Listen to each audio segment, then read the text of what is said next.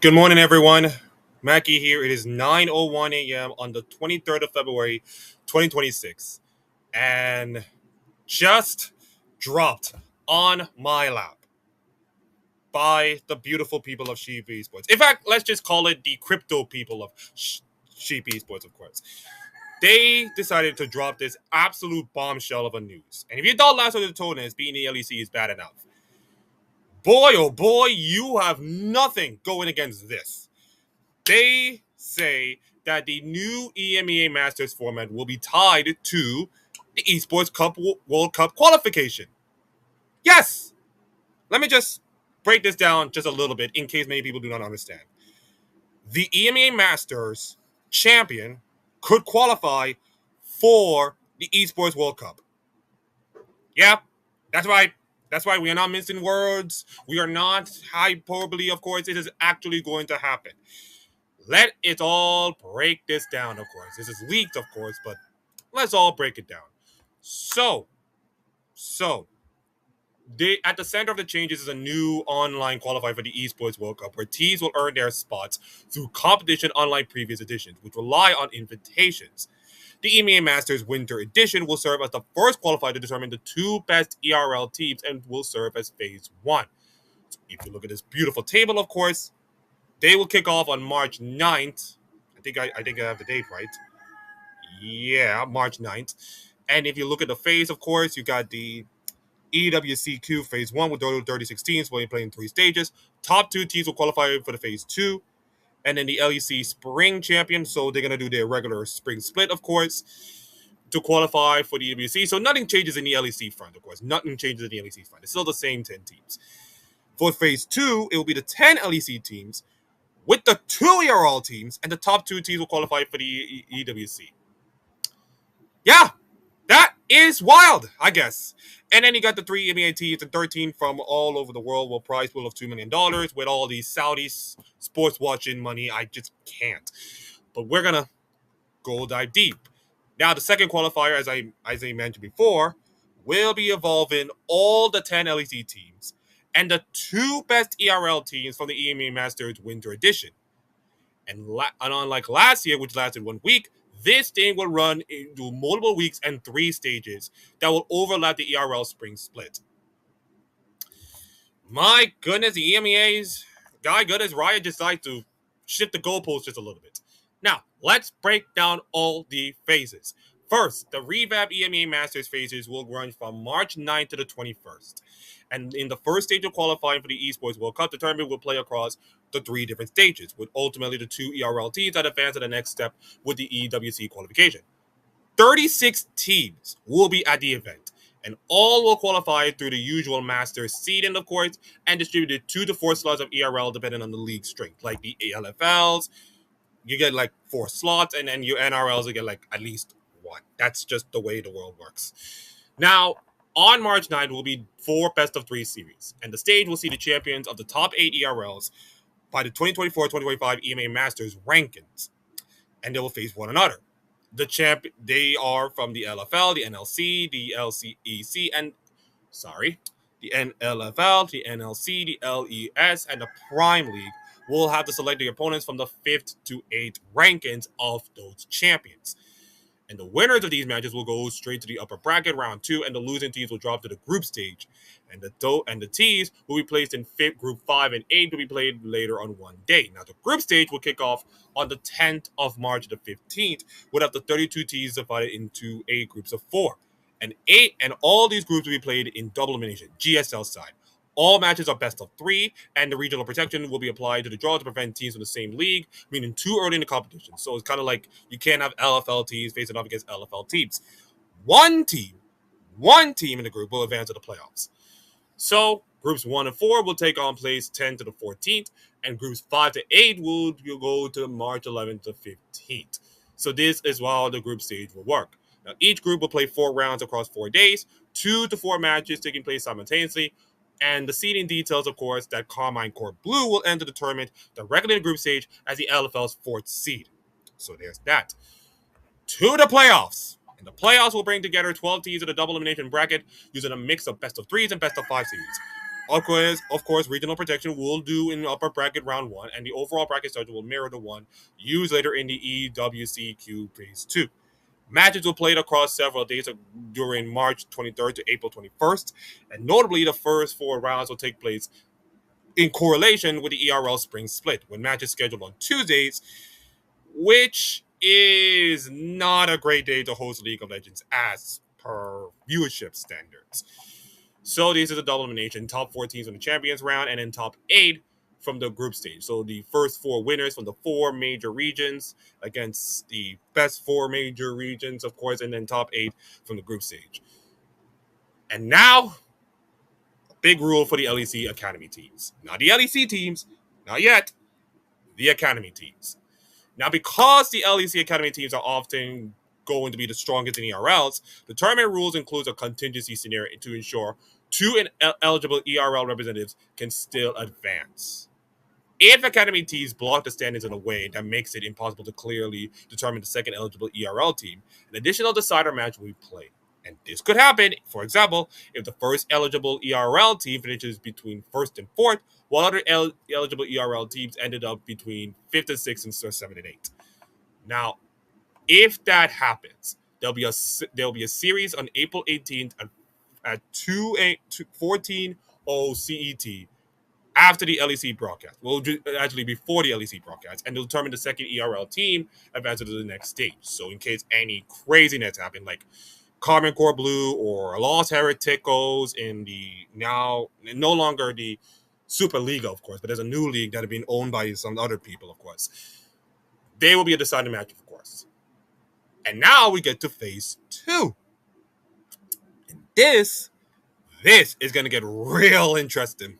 And this is going to be a lot of, I'm not saying pissed off LEC fans, but it's going to piss off LEC fans even more. This second stage of qualifying would include all LEC teams. Yes. And I'm recording this before G2 will face off against Core in the best of five matchup. But they, Carmine Corp, Giant X, Vitality, all the teams. All the teams. I think I said Vitality already. Yes, I did say Vitality. But all LEC teams will be involved in this qualifying. And they'll be involved in the EWCQ Phase 2. And this will once again feature all 12 teams. The 10 LEC teams and the 2 ERL teams qualify for Phase 1. Oh, look at that. It's LEC versus once again, but with Saudi money involved. Who knew?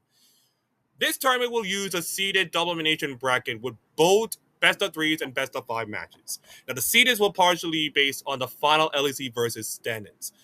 The top four LEC teams will start directly in upper bracket round 2. So, I think that means that G2, Carmine Corp, Giant X, and Koi will be in the upper bracket, of course. Let's just play devil's advocate, of course, hyperbole, but based on the standings, that's how we're going to do. And then, of course, the teams from finishing 5th to 10th, which the exception of Los Adetones, I don't know how they're going to sort that out. How are you going to sort that out? Oh, wait, I think, yeah, it's not there. But the 4 LEC teams, and then, your 5th and 10th LEC teams that are not in the verses, of course, are going to be involved. And with the two ERL representatives beginning their upper bracket round 1, and the schedule will take place on April 28th and the 30th and May 14th to the 17th. Now, the final destination, ladies and gentlemen, is that 3 teams from the EMEA will participate in the Esports World Cup. The 2 best teams from the EWC main qualifier Phase 2 and the champion of the LEC Spring Split, which, yeah, okay. So the LEC Spring Champion is going to go through, so that is pretty much non-avoidable. And they will face off 13 other international teams who qualified, of course, to go through, with the exception of Gen G, which secured their place by winning last year's edition. And, of course, you see the $2 million life-changing prize money BS, I guess. Yeah, so they'll have an official announcement. But if those things happen, you thought that Los Oratones getting here would make it worse. It is almost feel like right now that the LEC just realizes that this whole franchising thing is not going to cut out in the long term, which, let's be honest, what do you think is going to happen? What do you think is going to happen? Now, my brother in New York Blizzard, David Shinar, will be talking about this on Wednesday's channel. So if you wanted to get more information, he will provide you the information, of course, about franchising on his thing Wednesday. But the fact that an EMEA team is going to qualify for EWC to challenge themselves for life-changing money, I mean, it's huge for the EMEA, for the tier 2 team. It's huge for a tier 2 team. Don't get me wrong. You can talk about the sports washing and the whole regime and all kinds of stuff. I mean, come on, guys. I watched tennis in Qatar, by the way, when Jessica Pegula won the whole thing. I watched Carlos Alcaraz just destroy Feliz in Doha. Okay, I'm already in the dirty mud, all right? You can't just tell me otherwise. Tell me that I'm going to be, moral and high ground, and then you just watch, like, Formula One in, like, Saudi Arabia, man. You can't just do that, man. You're going to be either in it or out of it. You can't have both. But beside all that, this is a big deal. I mean, this is a massive big deal. Although, consider how the LEC versus have been treated, of course. Is it a big deal? Is it a big deal for some of the teams? Because the way I see it, this is going to be another one of those LEC versus, which involve like the 12 teams being involved, and then you got a double elimination bracket, and then, of course, will determine which team, along with the LEC Spring Champion, will qualify.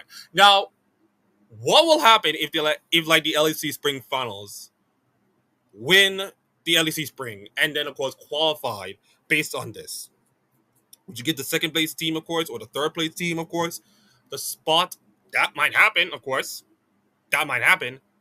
And it's going to make EMEA Masters pretty much, well, I'm not saying must watch, although Tier 2 League of Legends is not the must watch ever since Kyrgyz's little team gone. But I will tell you one thing. The EMEA Masters is going to be absolute seriousness. There is going to be some serious competition in the eco space, and a shot of going to Saudi Arabia with a chance of $2 million. This is, in most cases, a big opportunity for some of the LFL teams. You look at what happened in the NRLs with like all the things going on with the financial situation, and the LFL is still the most popular. And then you got the brand new non-Super Liga league. Like, they're all desperate for cash.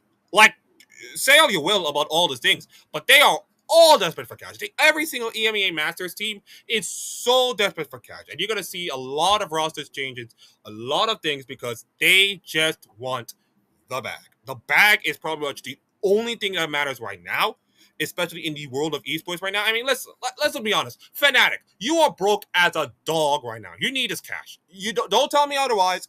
Don't tell me otherwise. You need this cash right now. You absolutely need this cash.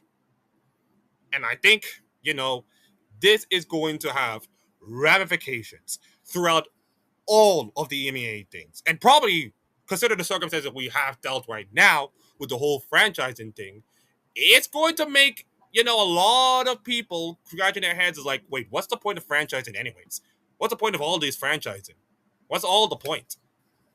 So, this is just an early announcement, of course. This is just a little hot-breaking news, of course, coming in the morning. But I want to tell you something. This is a massive game changer. This entire thing is a massive game changer for Tier 2 League of Legends, but mostly EMEA most of all, because what happened to LEC versus and what happened to Lost Order Tournaments, and what now we get all of this and determine, EWC qualification. Like, my God, it is a massive thing. So thank you all for watching. Like, comment, subscribe. Stay tuned for my announcement of the League of Legends animation tournament that I'm going to do at 9 p.m. And I'll catch you on the flip side.